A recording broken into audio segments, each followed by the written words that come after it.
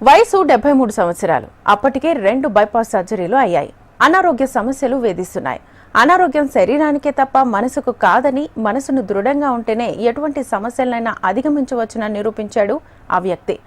మనసు తలుచుకుంటే దానికి తగిన సాధన, ప్రయత్నం, సంకల్పం తోడైతే వయసు అనారోగ్యాలకు అడ్డు కావని నిరూపించాడు.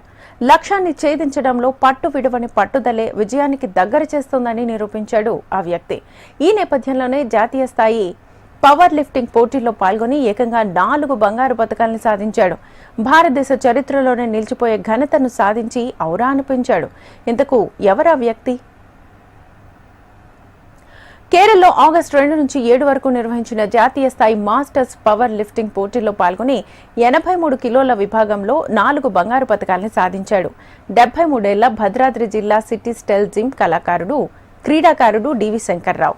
73 సంవత్సరాల వయసులో కూడా 10 ఏళ్ల క్రితం హార్ట్ బైపాస్ సర్జరీ అయినా కూడా పట్టుదలతో పవర్ లిఫ్టింగ్ క్రీడల్లో పతకాల్ని సాధించి చరిత్ర సృష్టించాడు. కాంపిటీషన్ చరిత్రలో ఒక కొత్త అధ్యాయంగా పలువురు ప్రశంసిస్తున్నారు. అంతేకాకుండా అనారోగ్య సమస్యలు జీవితాన్ని నిర్వచించలేమని, ప్రయత్నానికి వయసు అడ్డం కాదని, దృఢ సంకల్పం ఉంటే అడ్డంకులు మైలురాళ్లుగా మారుస్తాయని నిరూపించాడు. భద్రాచలంలో